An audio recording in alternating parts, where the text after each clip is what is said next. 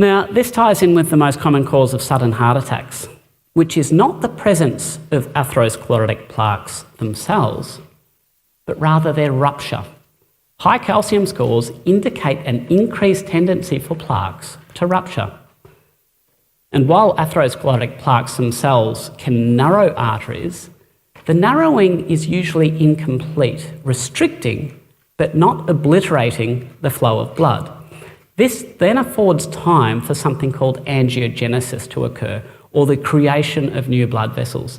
Essentially, when blood vessels become too narrow to carry the desired volume of blood, new blood vessels can be formed that act as a detour around the restriction.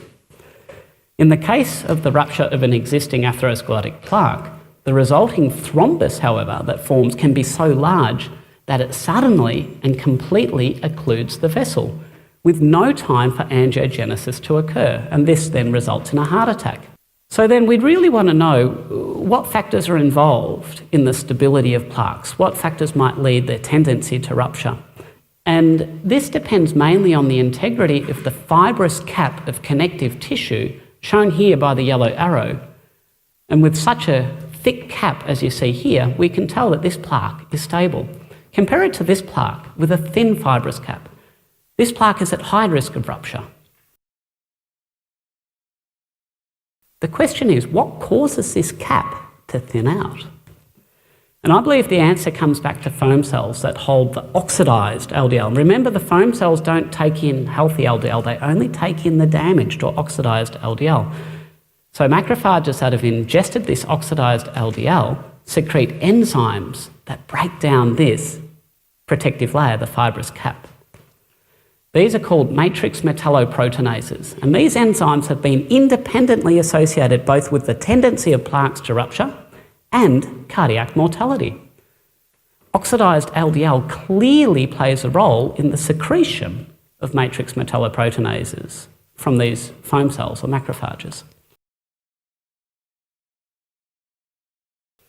Now, as an aside, the presence of oxidized LDL is quite reliably associated with something called the triglyceride to HDL ratio, there being robust evidence that a low ratio is associated with a low risk of cardiovascular disease. And this is something that can easily be assessed on a standard blood lipid panel. There's another elephant in the room here, though, when it comes to heart disease. Diabetes, which is associated with a tripling of deaths from heart disease and stroke.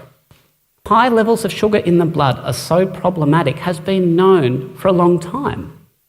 This research from 1962 demonstrates glucose abnormalities in 73% of heart attack patients. And again, the mechanism is oxidative stress. Both high and especially fluctuating blood glucose levels generate oxidative stress at the level of the mitochondria, the consequences of which you saw earlier when combined with seed oil consumption. A very good reason to keep your blood glucose down. The premise that oxidation is a major cause of heart disease is that antioxidant supplements might be beneficial. And indeed, the antioxidant N-acetylcysteine has been found to be protective against heart disease, as has the antioxidant coenzyme Q10.